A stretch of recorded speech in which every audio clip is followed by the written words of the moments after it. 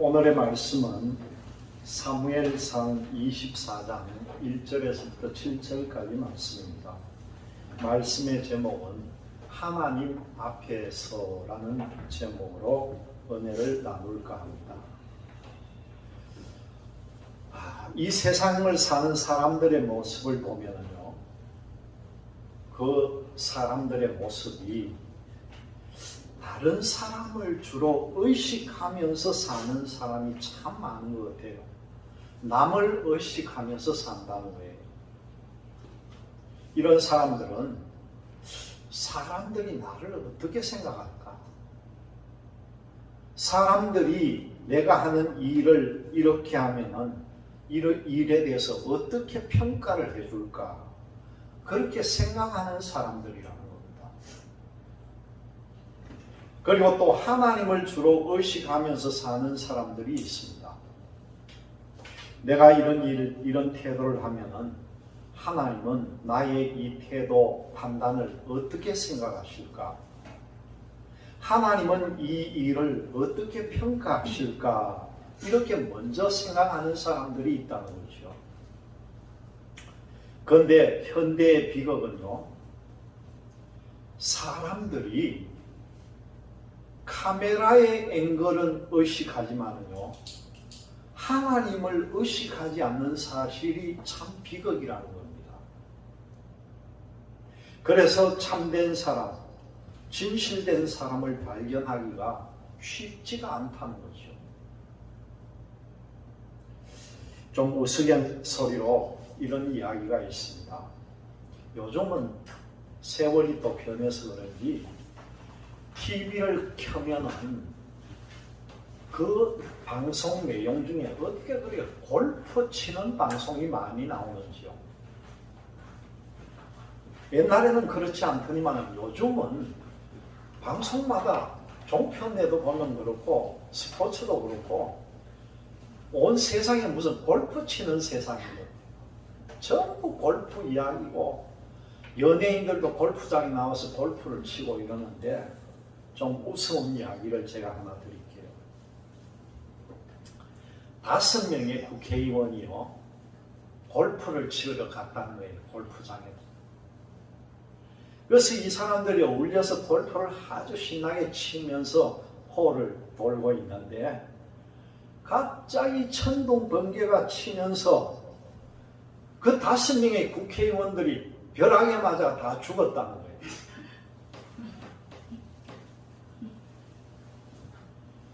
그런데요, 그 골프를 치다가 죽은 5명의 국회의원들의 얼굴을 보니까요, 전부 다 빵긋빵긋 웃고 죽어 있더라고요. 여러분 답을 한번 맞춰보세요. 왜 빵긋빵긋 웃었겠는가? 정답이 있습니다. 이상하게도 그 국회의원들이 다 웃음을 띠고 미소를 머금고 죽었는데 그 이유가 무엇인가 알아봤더니만은 번개가 번쩍 치는 것이 카메라 후레쉬 터지는 모양으로 알고 그 순간에 확 웃으면서 벼락에 맞아 다 죽었다는 거예요. 웃자고 한 이야기지만은 그만큼 카메라를 의식하고 내 얼굴 나타내는 걸 의식을 하면서 산다는 거죠. 종교개혁자인 칼빈은요, 우리가 잘 아는 외치는 게 있죠. 코람데오. 이 코람데오라는 것이 뭡니까? 하나님 앞에서라는 이야기입니다. 이 종교개혁자 칼빈은 코람데오를 참 많이 외쳤는데 이러쿵저러쿵 사람들은 시간이 지나면은 다 내 주변에서 떠나고 만다는 거예요. 그러나 참된 하나님은 영원히 내 곁에서요, 옳은 것은 옳다고 하고 아닌 것은 아니다고 하는 분이 바로 하나님이라는 것을 우리가 알아야 합니다. 사람들은 때로 오해도 하고 누명도 씌우지만은요, 참된 하나님은 오해를 하거나 우리에게 누명을 씌우지 않는다는 거예요. 언젠가는 진실을 밝혀준다는 것이에요. 사람을 속일 수는 있지만요, 여러분 잘 기억해야 합니다. 참된 하나님을 속일 수는 없다는 거예요. 우리는 매일매일 하나님의 뜻을 쫓아 살아야 하고 또한 하나님의 뜻이 무엇인지 분별하면서 살아야 합니다. 우리는 매일 많은 것을 판단하고 선택을 합니다. 그때의 지혜로운 선택과 판단은 삶을 이롭게 하지만요, 그 반대인 경우는 낭패를 보는 경우가 많다는 겁니다. 마태복음 7장 6절의 말씀입니다. 거룩한 것을 개에게 주지 말며 너희 진주를 돼지 앞에 던지지 말라. 그렇게 예수님은 우리에게 말씀합니다. 개와 돼지는 분별할 수 있는 능력이 없기 때문에 진주나 거룩한 것을 준다고 해도 소중한 가치를 모르기 때문에 그냥 밟아 뭉개버린다는 거죠. 개나 돼지는 거룩한 것을 알아보지 못하는 사람, 그 가치를 알지 못하는 사람을 개나 돼지에 비유를 했다는 겁니다. 분별하는 것은 쉬운 일이 아니고요, 매우 신중해야 합니다. 바른 판단을 위해서는 현실 또는 욕심과 타협하지 않아야 한다는 것이죠. 예수님께서 베다니를 거쳐 가실 때는 꼭 나사로의 집에서 유숙을 했는데 그 예수님을 위한 잔치가 나사로의 집에서 벌어졌을 때에 그 나사로의 동생인 마르다가 그 값비싼 향유가 담긴 옥합을 그냥 붓는 것이 아니라 옥합을 깨뜨려서 예수님의 발에다가 부었잖아요. 이것을 봤던 가룟 유다가 뭐라고 합니까? 화를 내면서 그 값이 300데나리온이나 되는데 그 팔아가지고 그 300데나리온이나 되는 돈으로 가난한 사람들을 돕는 것이 좋지 않겠나, 그렇게 화를 냅니다. 어떤 말을 들어보면 그게 맞는 말 같기도 하죠. 예수님 발에 그 값비싼 향유를 낭비했다는 그런 뜻이 됩니다. 그러나 여러분, 이 마리아에게는요, 그 값이 얼마인지는 중요하지 않다는 거예요. 예수님이 최고라는 믿음의 판단을 하고 최선을 다해서 섬기려고 하는 결심이 그 마르다에게는 있었다는 거죠. 예수님의 가치를 소중하게 여긴 마리아와 돈의 가치를 계산한 가룟 유다의 판단은 전혀 달랐다는 겁니다.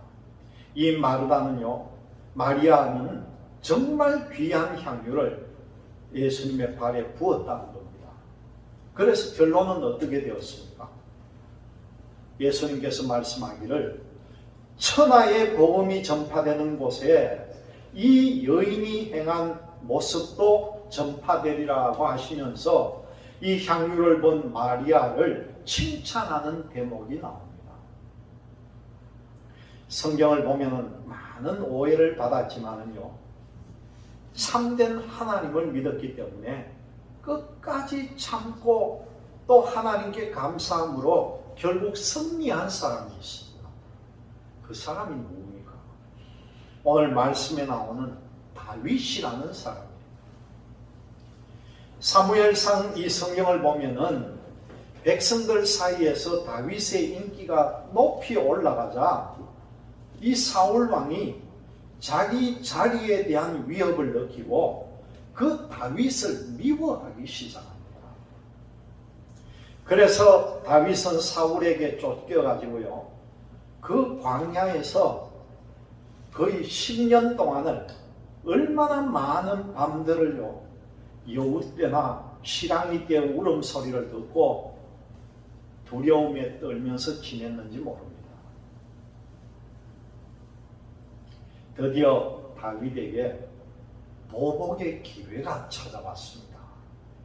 오늘 말씀에 보니까 다윗이 엥게디 동굴 깊숙이 숨었는데 마침 다윗을 쫓던 사울 왕이 그 뒤를 보기 위해서 그 굴 입구에 와가지고 뒤를 보고 편안한 마음이 들었는지 잠이 들었다는 거예요. 이때 다윗의 신복들이 다윗에게 뭐라고 합니까? 이 좋은 기회에 잠들어 있는 저 사울을 우리가 죽이겠습니다. 그렇게 말합니다. 4절의 말씀을 보니까 다윗의 사람들이 이르되 보소서 여호와께서 당신에게 이르시기를 내가 원수를 내 손에 넘기리니 내 생각에 좋은 대로 그에게 행하라 하시더니 이것이 바로 그날이라는 거예요. 이 좋은 기회가 어디 있겠느냐는 거예요. 원수되는 이 다윗을 죽이려고 한 사울을 오늘 여기에서 엔게디 굴에서 죽이자는 그런 이야기죠. 이 성지순례를 가보니까 이 엔게디 공원이 이스라엘에서는 국립공원이 되어 있습니다. 그런데 여러분 엔게디 이 골짜기라고 하니까 어마어마한 골짜기로 알고 계시는데 실상은 가보니까 우리나라 강원도 태백이나 이런 데 들어가면 있는 그 숲속에 한 골짜기만도 못해요. 그 나무가 울창하게 우거져 있는 것도 아니고요. 그 골짜기를 따라가 보니까 물이 그냥 쫄쫄쫄쫄 조금씩 흐르고 간혹 그 바위에 폭포같이 조금씩 떨어지는 그런 물이 흐르는 곳이 엔게디 골짜기, 그 골짜기입니다. 하나님이 허락하신 복수의 때라고 하는 이 밑에 부하들의 말, 이 순간에도 다윗은요 사람을 보지 않고 하나님을 봤답니다.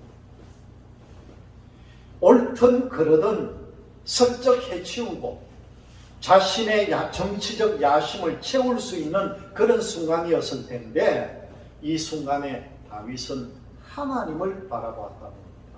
이것이 바로 다윗의 위대함이라는 거죠.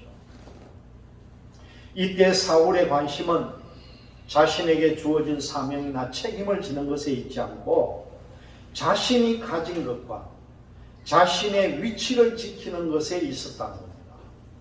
그래서 사울은 왕으로서 블레셋과의 전쟁에 집중하기보다요 자신의 지도력에 방해가 된다고 생각했던 이 다윗을 잡아 죽이는 일에 더 많은 관심과 힘을 쏟아부었다는 거예요. 사무엘상 13장 1절에서 2절을 보면은요, 이 사울이 블레셋과의 전쟁에서 모집했던 정예 군사들만큼 이 다윗 하나를 잡기 위해서 쫓는 추격대를 블레셋 군사와 싸우던 군사만큼 강하고 막강한 군사들을 보냈다는 겁니다. 여러분 지금 이 시간 여러분의 관심은 어디에 있습니까? 현재 여러분은 어떤 일에 시간과 노력을 투자하면서 살고 있습니까? 여러분 우리는 사울과 비교해 볼 때 어떤 존재인지 한번 생각해 보시기를 바랍니다. 이 사울 주변에는 사울로 하여금 지나친 욕심과 이기심을 일으키는 사람들이 주변에 있었다는 거예요. 우리 주변에는 과연 어떤 사람들이 있는가 한번 주변을 살펴보시기를 바랍니다. 그 어떤 사람이 여러분 자신일지도 모른다는 거예요.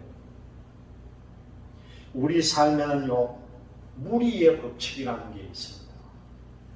그리고 끼리끼리 모인다는 말을 많이 들었을 겁니다. 그래서 한문으로는 뭐라고 합니까? 유유상종이다 그렇게 말합니다. 끼리끼리 모이고 끼리끼리 모여서 따라간다는 거죠. 우리 삶에는 이 무리의 법칙이 있기 때문에 우리가 한번 돌아봐야 됩니다. 내 주변의 무리는 과연 어떤 무리들인가? 어떤 사람이 여러분들 주위에 있느냐는 거죠. 여러분 한 번 더 나아가 생각해 보시길 바랍니다. 여러분 주변 사람들에게 어떤 역할을 하고 있는 존재인가 여러분들이 되돌아보시기를 바랍니다. 오늘 말씀을 통해 보면은 다윗은 삶의 우선순위가 분명했던 사람입니다. 그의 최우선순위는 바로 하나님이었다는 거죠. 그래서 사울을 지도자로 섬기는 데 있어서 다윗은 거짓이 없었습니다. 사울은 왕이었고요, 자신의 주인이었고, 또 한편 자기의 장인이었고, 또 어떻습니까? 이 다윗의 가장 친한 친구였던 요다난의 아버지이기도 합니다. 다윗은 자기와 관계되는 사람을 대할 때 하나님 중심으로 대한 것을 우리가 볼 수가 있다는 거죠. 여러분의 우선순위는 어디에 두고 있습니까? 이 주변의 사람을 평가하는 우선순위는 무엇인가 하는 것이죠. 여러분은 하나님 앞에서 어떤 사람인지 지금 한번 스스로 생각해 보시기를 바랍니다. 자신의 신앙을 스스로 점검해 보는 계기가 되시기를 바랍니다. 이 다윗의 사람들은 하나님의 말씀을 근본으로 해서 말씀을 전했습니다. 그러나 이 다윗은 하나님의 말씀을 자기 마음대로 판단하고 행동하지 않았다는 거죠. 다윗의 중심에는 항상 하나님의 주권이 자리 잡고 있었다는 겁니다. 여러분의 신앙의 삶에서 말씀 적용의 틀을 어떻게 자리 잡고 있는지, 하나님의 말씀을 어떻게 적용하며 사는지 한 번 더 깊이 자신을 돌아보시기를 바랍니다. 다윗은 사울의 옷자락을 가만히 베는 것조차도 마음이 아팠다는 것을 25절 말씀에서 우리에게 보여줍니다. 25절 말씀입니다.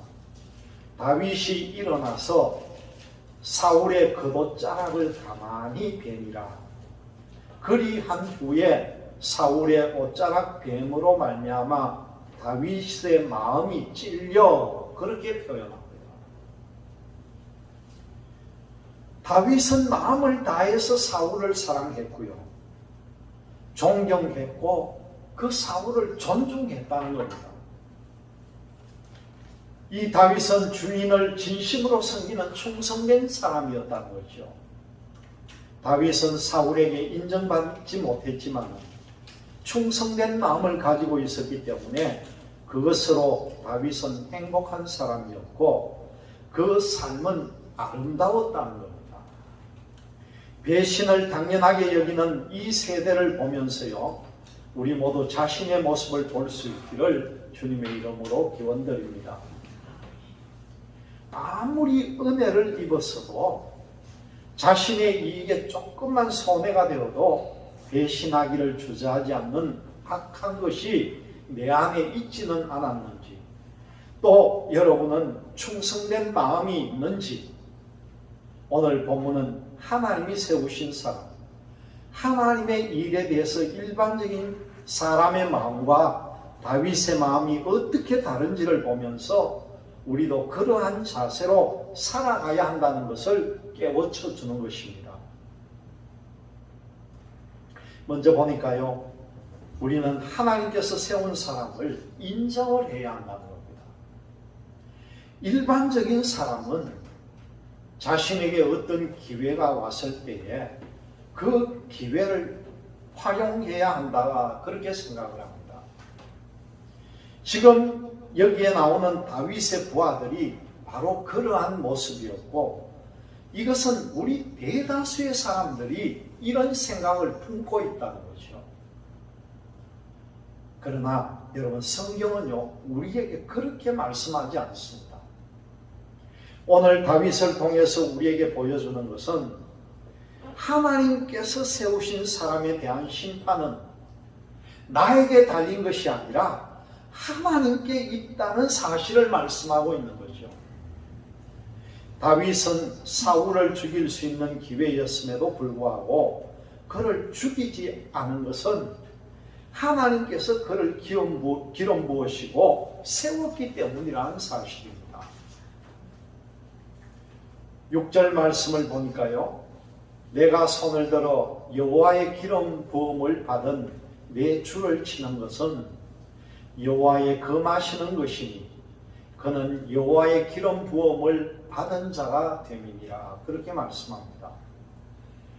하나님께서 다윗을 내 마음에 합한 자라고 하시는 이유 가운데 하나가 바로 이것이라는 거예요. 아무리 사울이 이해할 수 없는 행동을 하고 자기 자신을 죽이려 한다고 해도 그를 하나님께서 세우셨기 때문에 자신이 심판자가 될 수 없다고 판단한 것입니다. 두 번째로 보니까요, 때를 기다릴 줄 알아야 한다는 겁니다. 이 다윗은 때를 기다릴 줄 아는 사람이었습니다. 인간적으로 볼 때 그 순간 사울을 죽일 수가 있었습니다. 그리고 사울로부터 왕권을 빼앗을 수도 있었습니다. 그야말로 부하들이 말하듯이 하늘이 내려준 기회였는지도 모릅니다. 그러나 다윗은 하나님의 주권을 범하면서까지 그리고 장임이었던 자를 죽이고 나아가 현재 왕이 사울인데 그 왕을 죽인다는 것은 나는 이 쿠데타를 통한 정권은 잡지 않겠다고 하는 그런 마음이 이 다윗에게 있었기 때문에 다윗은 스스로 용납할 수가 없었다는 거죠. 그렇게 했을 때 다윗은요, 하나님께 합한 사람으로 설 수 없었을 것이고 이스라엘 역사 속에서 그렇게 위대한 왕이 되지 못했을 수도 있다는 겁니다. 다윗은 이 모든 것을 생각할 줄 아는 지혜로운 사람이었습니다. 하나님의 뜻과 하나님의 주권 그리고 도덕적인 면 모든 것을 함께 볼 줄 아는 지혜로운 사람이었다는 거죠. 그러면서 다윗은 모든 것은 때가 있다는 것을 믿었다는 사실입니다. 하나님께서 자신을 기름 부으셨다면 그 하나님께서 그 자리에 자연스럽게 세우시는 그 날이 분명히 있다는 것을 다윗은 깨달았다는 것이죠. 오늘 이 말씀을 통해서 우리 모두가 하나님께서 하실 일은요, 하나님께 맡기고 하나님의 때를 기쁜 마음으로 기다리는 삶을 살아가시기를 주님의 이름으로 기원드립니다. 네.